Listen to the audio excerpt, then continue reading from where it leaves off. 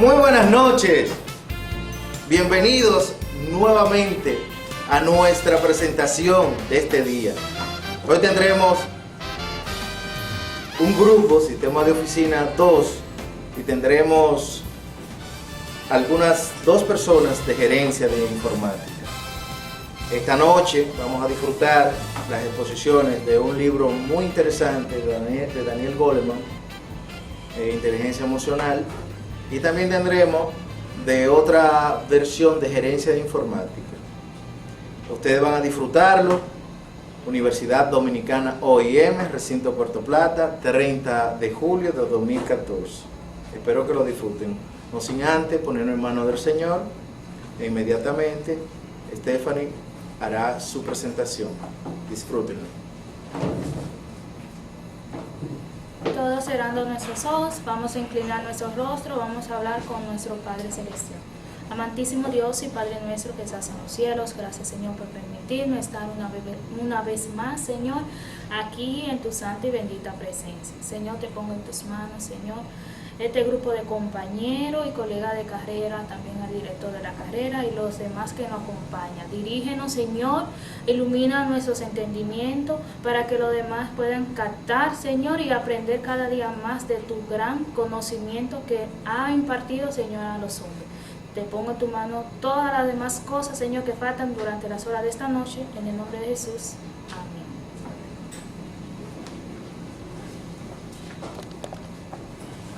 Bueno, yo les voy a hablar brevemente de lo que es el software de los sistemas de información. El software es el conjunto de instrucciones que controlan las operaciones de los sistemas de cómputo. Funciones del software. Administración de los recursos del cómputo de la institución. Proporciona las herramientas a los seres humanos para que aprovechen estos recursos. Programa software. Es un conjunto de argumentos o instrucciones para la computadora. Principales tipos de software. Software de sistema, software de aplicación, software de usuario final o lenguajes de cuarta generación. El software de sistema es un conjunto de programas que generalizado que administra los recursos de la computadora, como la unidad central de procesamiento, los dispositivos de comunicación y los dispositivos periféricos. También coordina las distintas partes del sistema de cómputo y sirven para mediación entre el software de aplicación y el hardware de la computadora. El software de sistema que controla y administra los recursos de la computadora se llama sistema operativo. Funciones del sistema operativo. Define y asigna los recursos del sistema. Supervisa las entradas y salidas y controla las comunicaciones. Programa el uso de los recursos y trabajo de cómputo. Hace el seguimiento de las actividades del sistema de cómputo. El software de aplicación se refiere a los programas que son escritos para o por los usuarios, relacionados para la computadora para aplicar a una tarea determinada o específica. Está principalmente relacionado con el funcionamiento de las tareas de los usuarios finales y está relacionado con el funcionamiento, con el propósito de los usuarios finales. En concreto, quiere decir que perdón, quiere decir que está profesionalmente, o sea, este le indica a los computadores lo que tienen que hacer. 7 categorías de los lenguajes: lenguajes de interrupción, generadores de reporte, lenguajes de gráficas, generadores de aplicaciones, lenguajes de programación de alto nivel, paquetes de software de aplicaciones, herramientas para microcomputadoras. Criterios de los lenguajes: adaptabilidad. Esto quiere decir que la selección implica la identificación del usuario final. Sofisticación. Determina el propósito mediante, puede soportar las estructuras de los datos específicos. Consideraciones de tipo organizacional. Los lenguajes bien sofisticados son más fáciles de manejar y son mucho más fáciles de mantenerse y pueden a largo plazo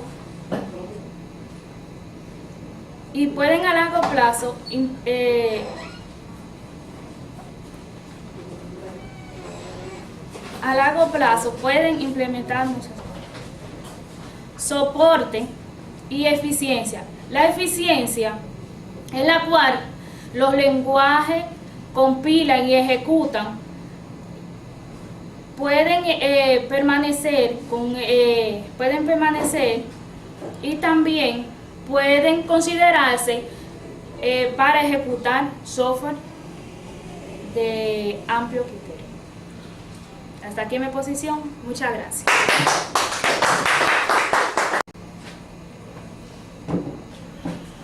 Muy buenas noches. Mi nombre es Ernesto Burgos, estudiante de esta universidad OIM, y trabajamos con el sistema de Oficina 2. Desde este momento vamos a trabajar todo lo que es el trabajo del sistema de Oficina 2. También vamos a hacer una exposición basada en lo que es cómo manejar los slides de Microsoft Office. Pero el tema que nosotros vamos a tratar realmente a base de esta tecnología es realmente la indagación sobre el libro de Daniel Goleman, Inteligencia Emocional. Quiero hablarles primeramente sobre lo que es este gran escritor. Es un escritor estadounidense, psicólogo. Este escritor descubrió grandes fronteras sobre lo que es la psicología y también fue el redactor de New York Times.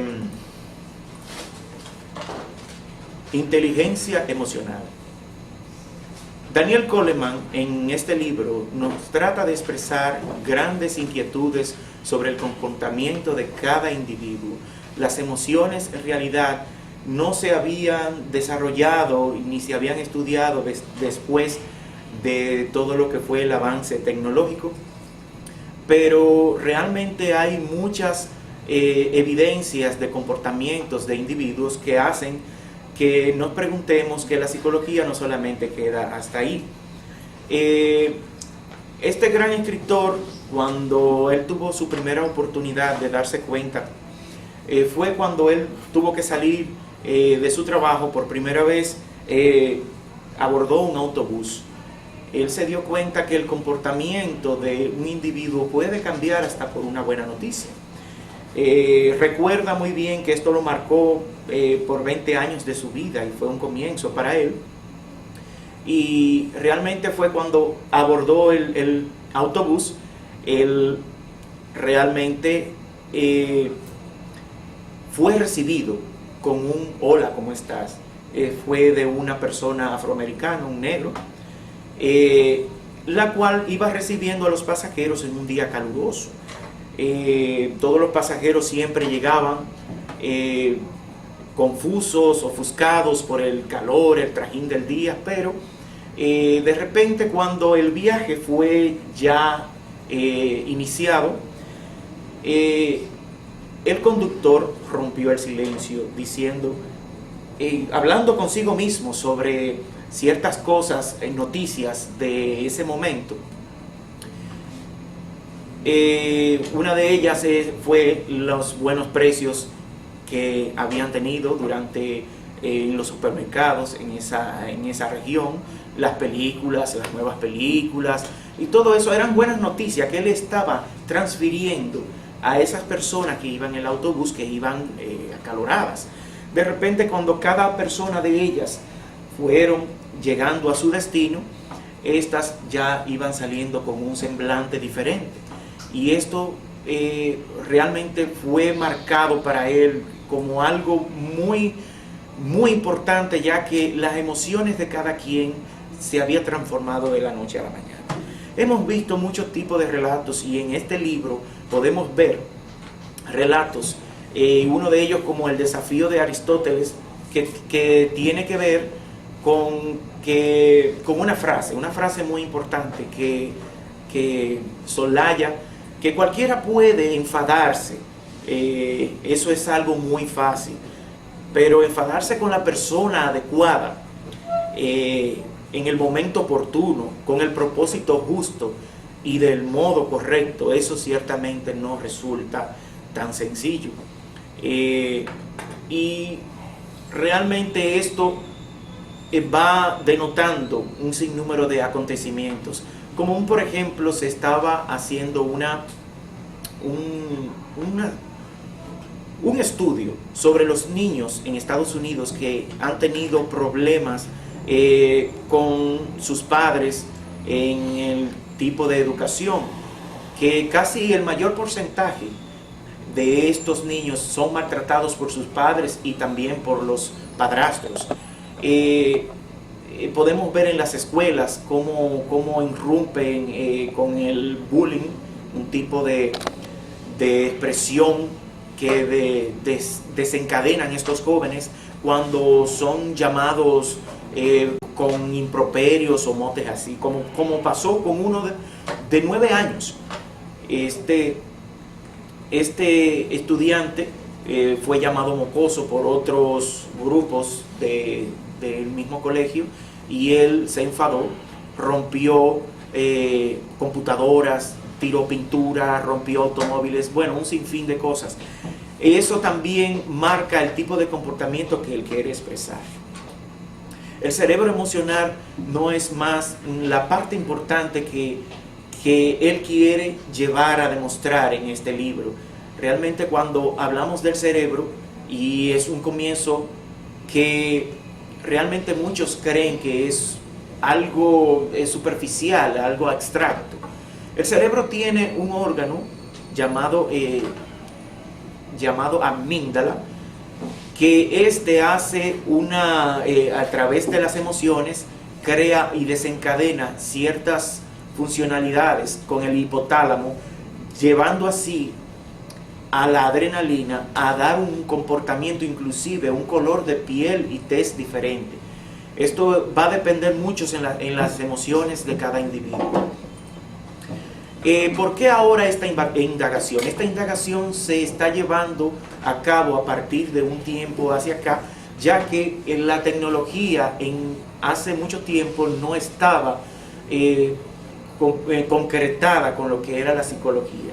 Ya hay escáneres cerebrales que podemos ver ciertos comportamientos en el cerebro en diferentes tipos de ambientes y con diferentes tipos de individuos y diferentes culturas y otras cosas.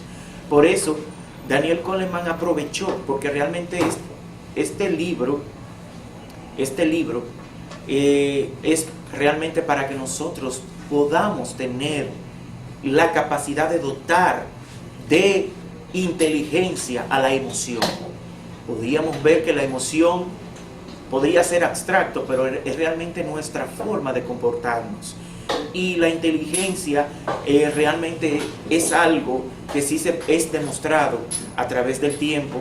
Hemos visto casos diferentes, casos como por ejemplo violadores, gente que han matado y también han tratado de justificar esas muertes por causa de, ya sea de que no han tenido trabajo, o porque realmente no cuentan con la solvencia monetaria, o porque tal vez tienen algún vicio y no pueden, o sea, se sienten frustrados de manera que no pueden desenvolver en su parte emocional, en lo que es su vida emocional, no pueden resolver ciertos problemas en la vida y terminan colerizándose. Hay otros relatos muy importantes en los que podemos ver que no solamente las emociones sirven para estos casos.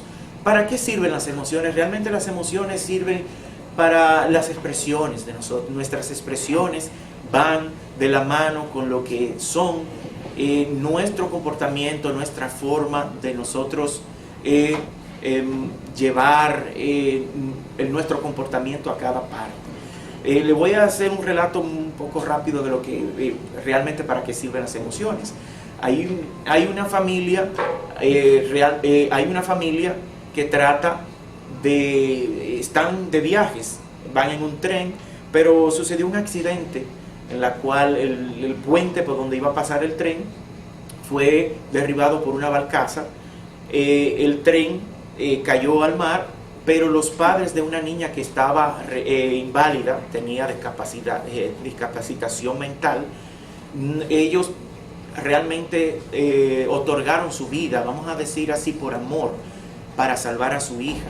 Y ellos entendieron que ese fue una de la situación más importante emocionalmente para esto.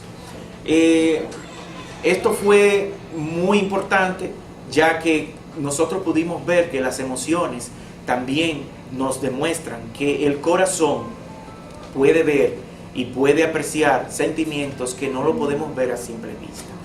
Bueno, hasta aquí mi comentario sobre el libro de Daniel Goleman y Inteligencia Emocional. Me hubiese gustado compartir mucho más con ustedes, pero le voy a dejar con mis próximos compañeros que tienen mucho más que redactar de este libro. Buenas, mi nombre es Gabriel y seguiré hablando sobre los siguientes temas del libro. Cuando el listo es tonto. Era una historia sobre un estudiante que participaba en la secundaria, que era muy bueno el estudiante, pero por una falta que cometió con un profesor de física, el profesor de física no le puso una calificación adecuada para entrar a la Universidad Harvard, una escuela prodigia donde los estudiantes van a estudiar. Este estudiante cometió un error, que iba con un cuchillo al laboratorio donde estaba el profesor de física, y en el medio del discurso cometió un acto inadecuado, que es asesinar al profesor por haber puesto una nota inadecuada, y por eso no accedió a la universidad. Pero este estudiante tenía más oportunidades para seguir para adelante y podía repetir y volver a repetir la materia para poder aceptarla, pero cometió un error por tener ese enojo por ese profesor, tener por haber puesto esa calificación. Pero en mi punto de vista, él debió mejor para el próximo año superarse más para seguir adelante sin haberse cometido ese estúpido error. Porque como dice el título, cuando el listo es tonto, que él era listo pero cometió una tontería por hacer algo inadecuado. La inteligencia emocional y el destino. La inteligencia emocional, esto quiere significar que uno puede uno tiene un destino para ser exitoso, llegar a muchas metas, si uno lo desea conseguir, sin cometer errores. En el camino siempre habrán muchos obstáculos que se le habrán por camino, pero siempre hay que tener una mente positiva, sin deprimirse y sin cometer tonterías.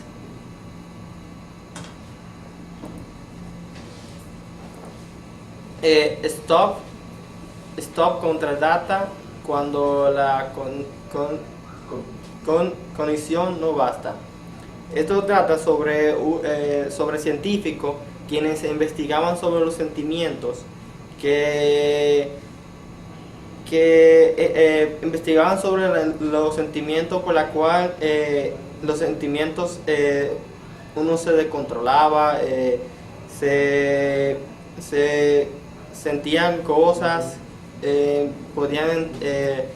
con los sentimientos podían alejarse, podían hacer muchísimas cosas, y explicaban cómo intentaban controlar los sentimientos, pero era para ellos algo imposible, porque eso es algo que se entendía que no se podía controlar, sino uno tiene que tener la capacidad para controlar. La emoción puede ser inteligente.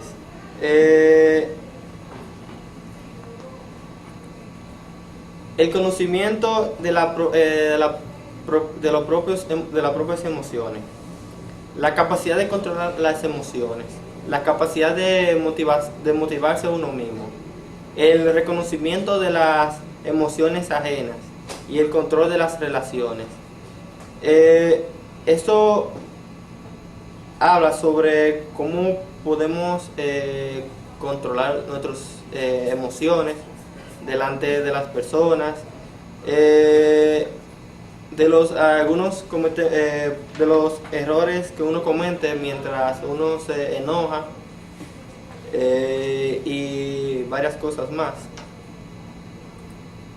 El coeficiente intelectual y la inteligencia emocional, los tipos puros. Las mujeres emocionalmente y los hombres suelen ser abiertos y sociables.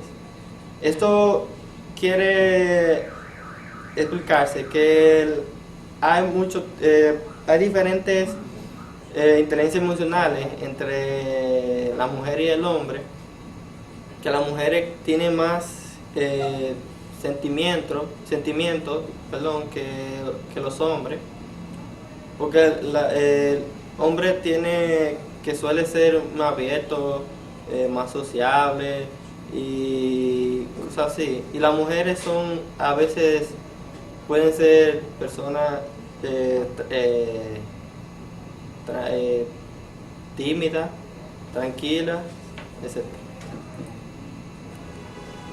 El apasionado del indiferente. Este tema se trata sobre una persona que estaba en un avión y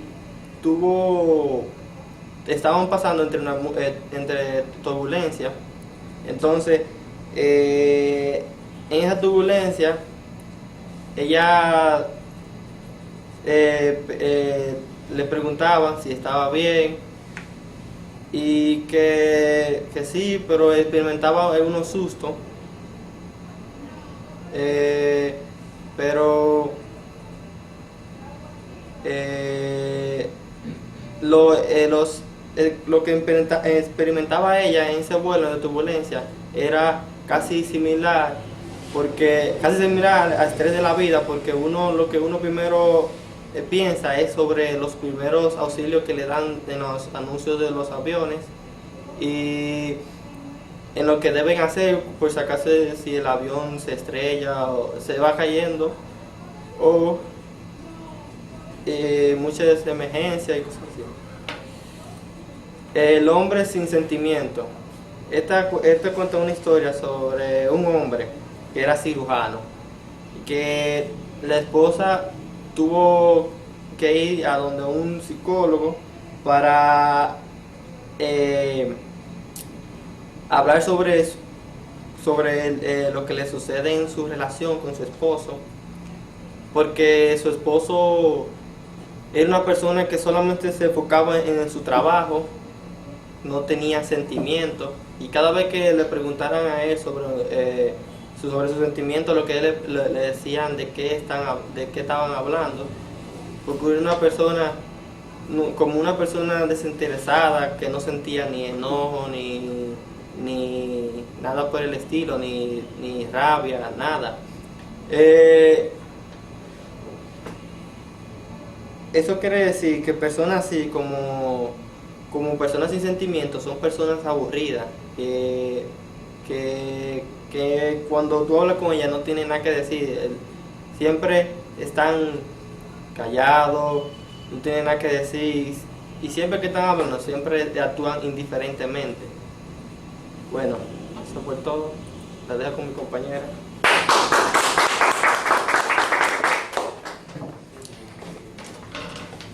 Muy buenas noches, mi nombre es Raiza y yo le voy a dar continuación a los temas. Mi parte es esclavo de las emociones. Esclavo de las emociones. Esta parte nos relata cómo controlar las emociones y las pasiones. Nos dice que aunque estemos en situaciones de altas y bajas, debemos de mantener el equilibrio, porque las emociones positivas y negativas se registran cuando ocurren. La anatomía del enfado. Esta parte, en algunas veces nos encontramos en la situación de que nos dirigimos al trabajo, cuando de repente alguien se nos atraviesa por delante, y cuando esto sucede, lo primero que llega a nuestra mente son frases obscenas para gritarle a esas personas, pero no nos detenemos a pensar que quizá esta persona se encuentra en una situación de emergencia. La investigadora Tizi relata que las emociones son más persistentes y difíciles de controlar.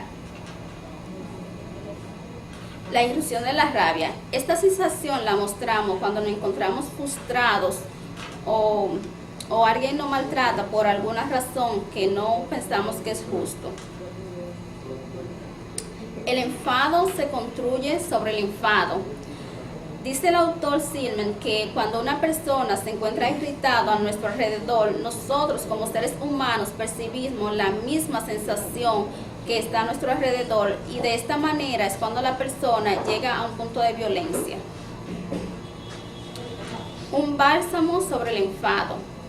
El autor Silman considera que existen dos maneras para poder controlar el enfado. La primera consiste en darnos cuenta de los pensamientos que nos enfadan y saber los pensamientos que desencadenan la primera función de enojo. Y la segunda es el poder de la comprensión para poder controlar la rabia. El enfriamiento. Silman considera que la mejor manera para controlar los enojos y la rabia es la distracción. La falacia de la Caltasi consiste en darle rienda suelta al enojo. Es una manera de manejar la irritación, y que la mejor manera para aplacar el enojo es la de ver la situación desde un punto de vista más positivo. Aplacar la ansiedad. ¿Qué es lo que me preocupa? En algunos momentos se nos presenta la situación de que surge un problema, cuando ya tenemos miles de problemas que venimos encadenando. Cuando esto sucede, nosotros como seres humanos comenzamos a pensar en todos los problemas que ya venimos arrastrando, lo que nos lleva a un momento de ansiedad y desesperación. Una forma de trabajar con la preocupación. Esta parte cuenta la historia de una escritora que cada vez que se dirigía a su trabajo, lo primero que pensaba era que si manejaba iba a tener un catastrófico accidente, o si tenía un dolor de cabeza era porque tenía un tumor cerebral. El autor nos dice que que las imágenes son más fuertes que los pensamientos y que si controlamos las imágenes catastróficas podremos aliviar la angustia. La actitud maestra es una manera en que las preocupaciones controlan el cerebro y no permiten a las personas trabajar positivamente, solamente dándole lugar a las emociones negativas, lo que llevan a las personas y a los seres humanos a siempre tener una actitud negativa. Con esto termino mi exposición y lo dejo con mi compañero Carlos. Gracias.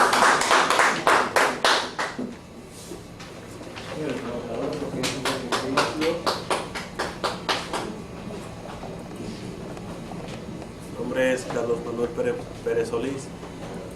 Voy a continuar hablándole de lo que es inteligencia emocional. Trauma y reeducación emocional.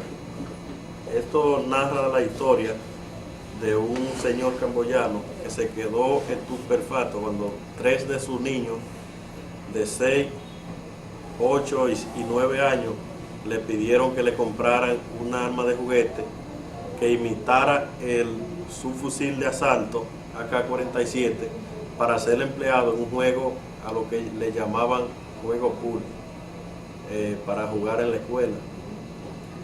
Y cuando el padre investigó qué significaba el juego Purdy, comprobó que Purdy fue un señor que fue alumno de la escuela donde sus hijos estudiaban 20 años atrás, y aprovechó un recreo de esa escuela y regó el patio de bala calibre .7.62 milímetros, el cual dejó 5 muertos y 29 heridos. Cuando pasó esa acción, los niños, a pesar de que ya los hoyos de la pared estaban reparados y la sangre ya no estaba en el lugar de los hechos, los niños sentían temor al pasar por el área, no pasaban por el área de donde sucedió lo que pasó ese día.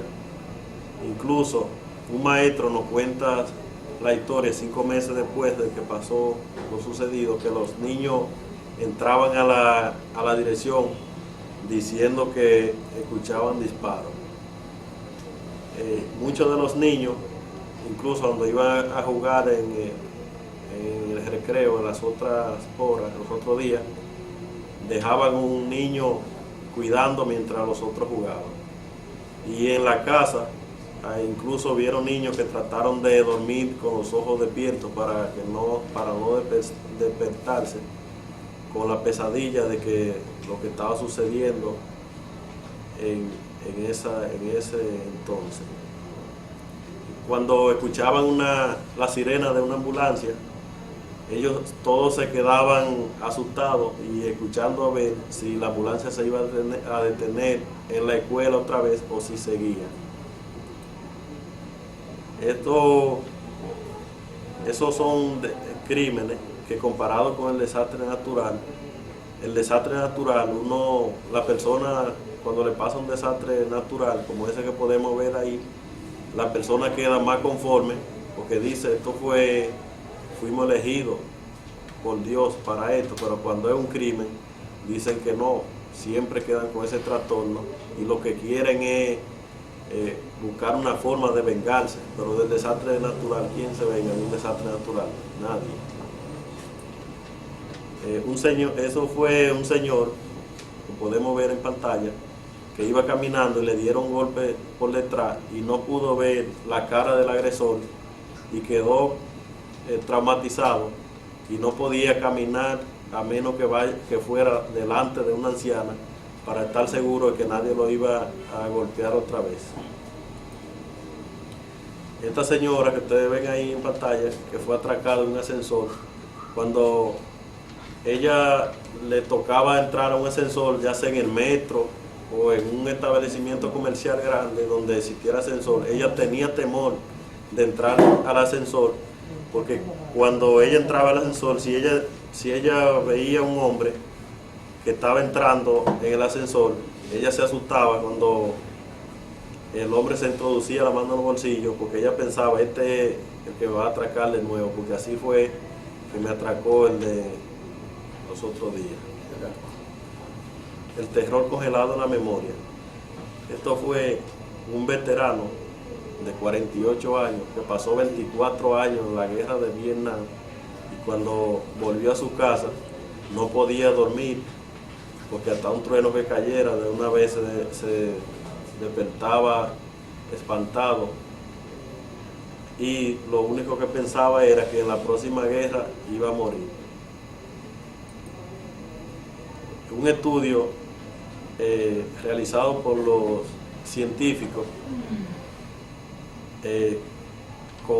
con par de ratas, la encerraron en jaulas en la cual le pasaba una descarga eléctrica leve, pero para la rata muy fuerte. Entonces en cada jaula había una rata que tenía el control de cómo parar la descarga eléctrica.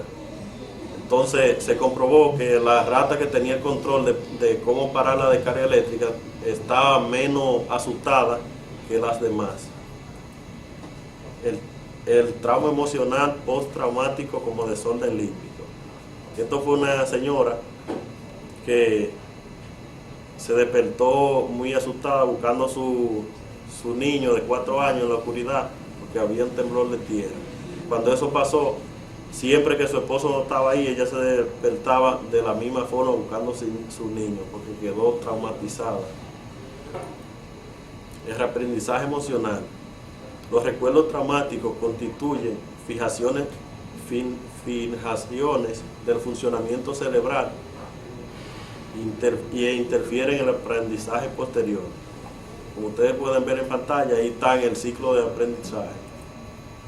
Reeducación del cerebro emocional. Es lo que llamamos juego Purdy. Como le hablaba ahorita, los niños querían jugar al juego Purdy para olvidarse y de lo que pasó esa vez, y tomarlo como si fuera un juego para que los otros niños que vayan subiendo siguieran jugando y no le dieran mente a ese crimen que pasó esa vez. El reaprendizaje emocional y la superación del trauma. Esta señora acudió a una cita y en la cita al médico intentaron atracarla, pero se le escapó a los atracadores. Ella fue a la policía y como no lograron hacerle daño, no puso ninguna querella, pero cuando llegó a la casa se sentía prisionera en su propia casa, por lo que le pudo haber pasado. La psicoterapia como aprendizaje emocional. Lo que nos pasa como niños, eso significa que lo que nos pasa como niños lo podemos tener en mente y muy cuidadoso, y debemos ser muy cuidadosos cuando somos adultos. El sistema límbico emite un sistema de alarma ante el menor indicio.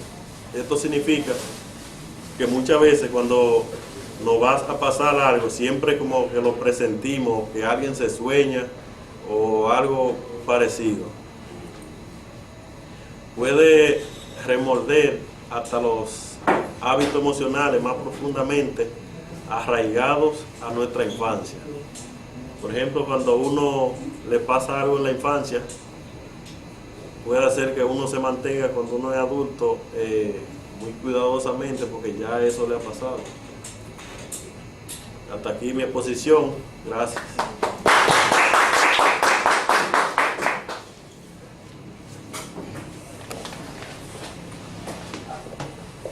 Yo soy Mario Sánchez y le voy a hablar acerca de unos temas sobre la inteligencia emocional.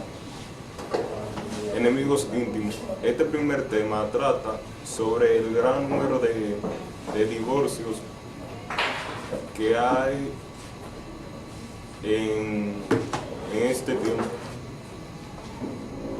Que ya la persona ya no se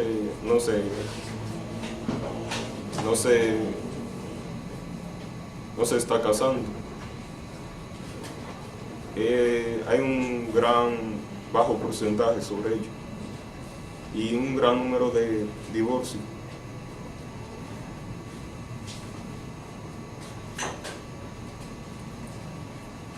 El fracaso emocional. Se trata de un estudio que hacen en Washington un doctor especialista, psicólogo, que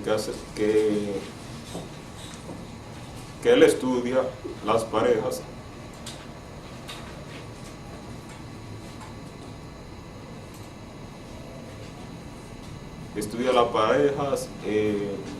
a ver cómo comienza su fracaso emocional.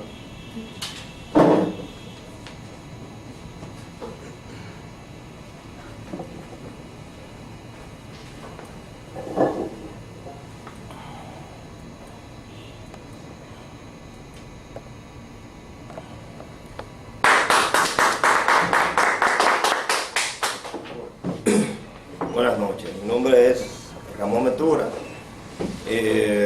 Mi tema a exponer es acerca de las raíces de la empatía. El conocimiento en uno mismo es lo que fundamenta o erige a la empatía.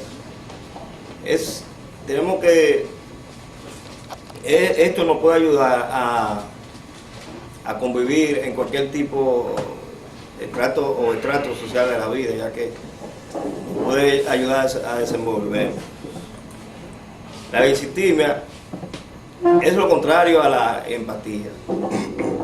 Es un trastorno neurológico que tienen las personas que son enemigos de las emociones. Por ejemplo, son estas personas que no sienten ningún dolor por nadie.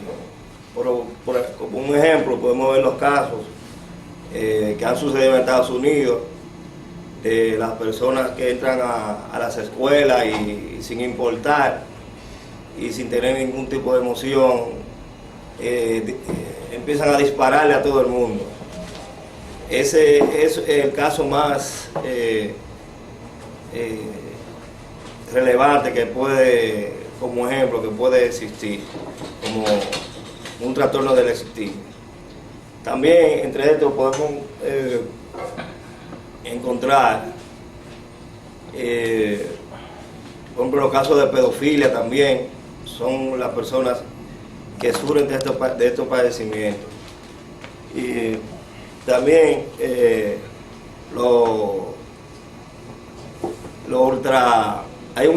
de cada 7 personas, hay uno de cada 7 personas que sufre de esto. El desarrollo de la empatía se debe desarrollar desde la niñez. Cada niño debe desarrollar, deben enseñarlo a tener emociones, a sentir y hacerle saber qué es cualquier tipo de sentimiento para que no pase, sean personas que no le importe nada en la sociedad. El arte social. En este caso, pudimos ver muchos relatos de algunos temas, como de niños que lloraban por cualquier inconveniente que tenían, y siempre había una persona que se padecía de ellos, siempre vivía consolándolos y tratando de que no sufrieran. A eso se debe el arte social. También las expresiones de la emoción. Hay muchos tipos de expresiones, de emociones, y esto es bueno porque nos ayuda a ser personas con muchos sentimientos en todas las sociedades. Pues,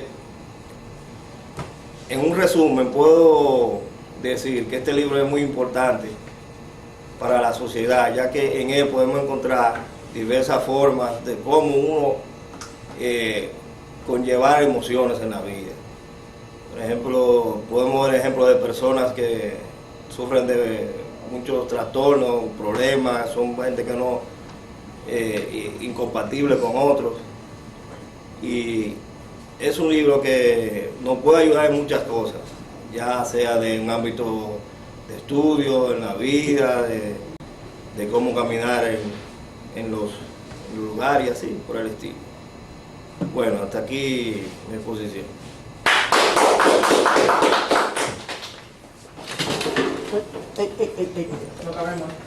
Muy buenas noches, mi nombre es Diego José González Peña.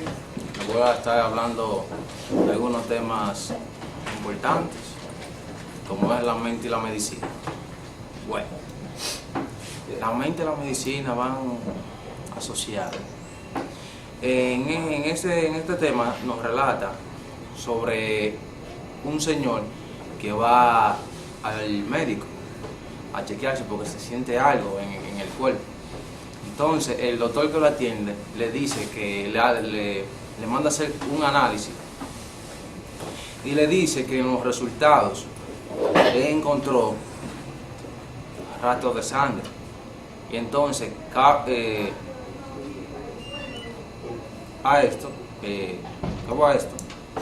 él lo manda a un hospital a hacerse un estudio, pero que el estudio se lo hacen a las personas que tienen cáncer. Yo ahora mismo no me acuerdo del nombre, no lo tengo en mente.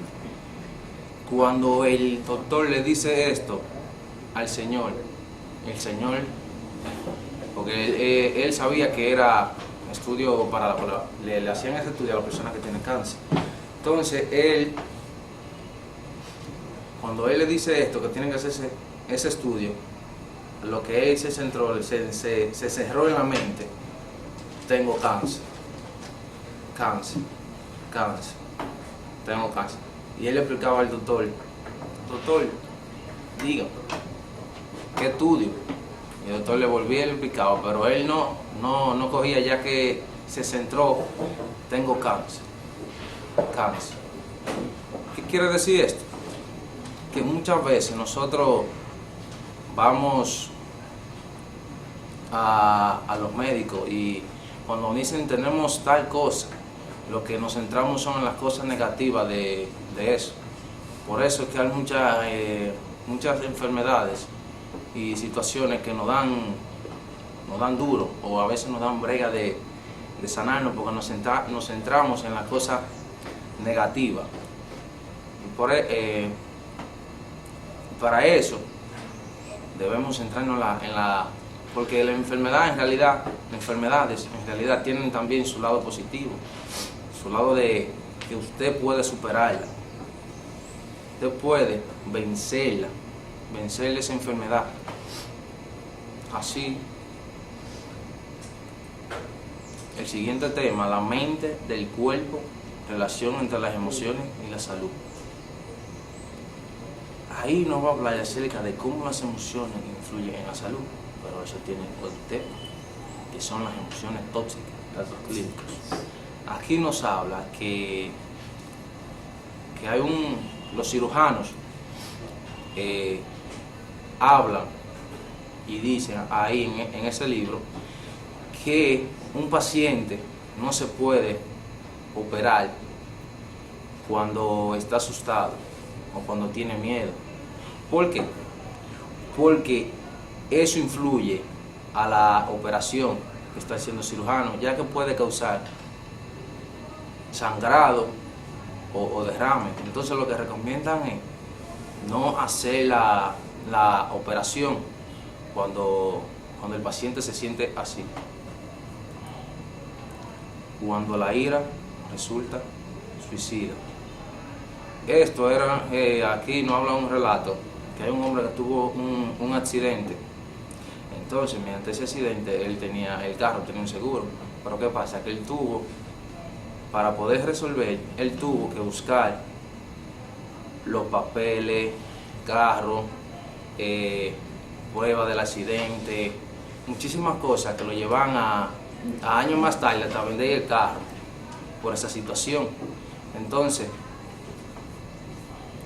muchas veces a nosotros nos pasan las cosas y ya como que no vemos que nos resuelven, lo que nos da ira y desesperación a la misma vez. Muchas veces esa ira lleva al suicidio. el estrés, la ansiedad desproporcionada e inoportuna. Aquí nos habla de una joven de una universidad que ella es meritoria, excelente en todas sus materias. Pero ¿qué pasa? Que los padres, al ver tanta excelencia, la presionan. O sea, para que ella siga siendo excelente, dicen, esto se acuerda tarde de la noche, haciendo su tarea. ¿Qué pasa? Que eso la lleva a un estrés,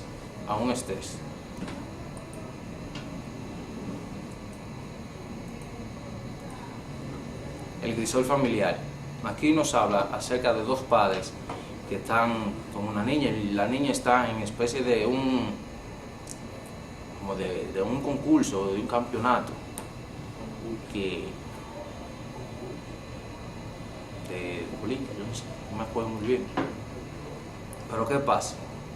Ustedes saben que cuando nosotros estamos en un concurso y nuestros padres están, lo que el padre tiene que hacer es apoyarnos, darnos motivación para seguir.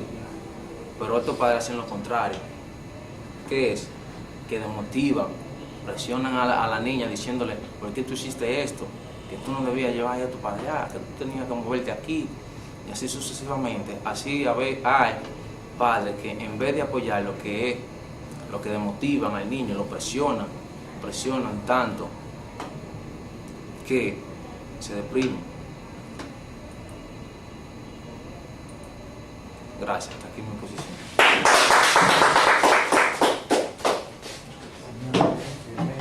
Buenas noches, para los que no me conocen, mi nombre es Aneo de Guzmán. Estaré dando la parte final a lo que es inteligencia emocional.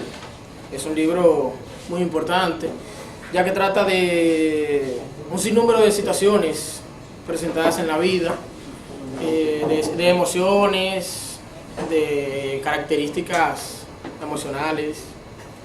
Puede darse el caso de algunas situaciones presentes de acuerdo a la vida cotidiana de sí mismo. La parte introductoria sería conócete a ti mismo. Hay un sinnúmero de personas, jóvenes y adultos, para decirlo así, para no reciclarlos, que no tienen decisión propia, que sienten miedo a expresar alguna información, que no tienen, por ejemplo, tienen ese miedo de qué dirán los demás. Dice algo por ahí: si no te conoces y no tienes poder sobre ti mismo, no puedes hacer otra cosa que aguantar lo que surja, es decir, esperar lo que venga, porque no tienes decisión propia, no estás firme en lo que quieres, por ejemplo. Dice que la actitud maestra. La actitud maestra no es nada más que estar de acuerdo en lo que tú quieres, por ejemplo, que si yo digo voy a estudiar tal carrera, aunque mis padres y demás compañeros no lo deseen, y estar firme en las decisiones que uno tiene y tirarse adelante, porque al fin y al cabo eso es lo que vale. Las artes sociales. Bueno, en las artes sociales está el caso que se consiste en un sinnúmero de emociones que pueden hacer que uno cambie drásticamente su forma de actuar. Entre estas está el optimismo, la serenidad, el amor. Son un sinnúmero de sentimientos y emociones que pueden variar de acuerdo al entorno y a la sociedad en que nos estemos involucrando y que nos estemos desarrollando directamente. Pensamientos de nuestro entorno. Bueno, esto tiene mucha controversia, ya que, por desgracia, vivimos en una sociedad que, por ejemplo, no se vive libremente. Se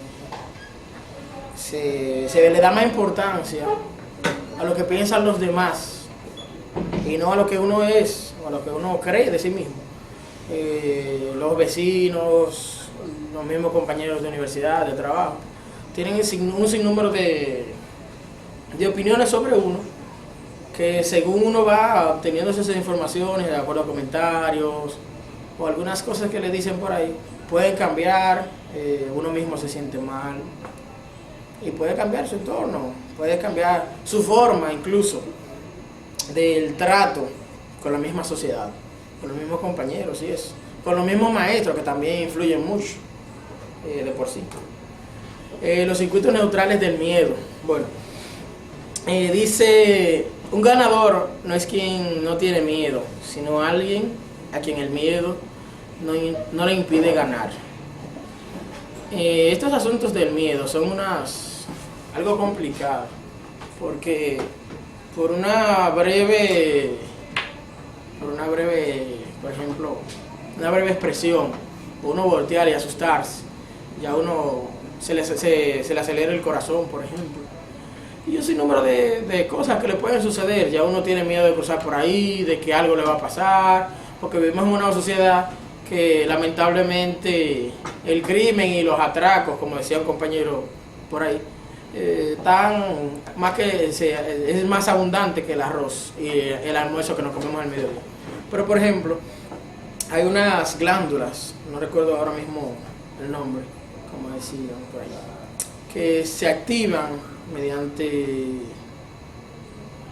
una sorpresa o algo que uno no esté esperando, que puede ocasionarle miedo, frustración o algo así por el estilo.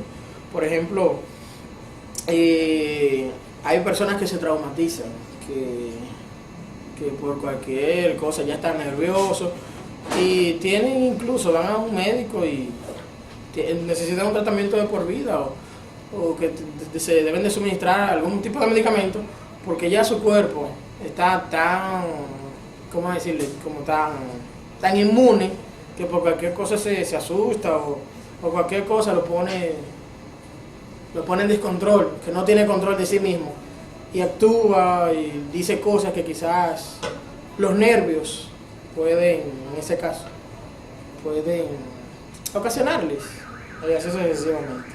El miedo es una muralla que separa lo que eres de lo que podrías alcanzar a ser.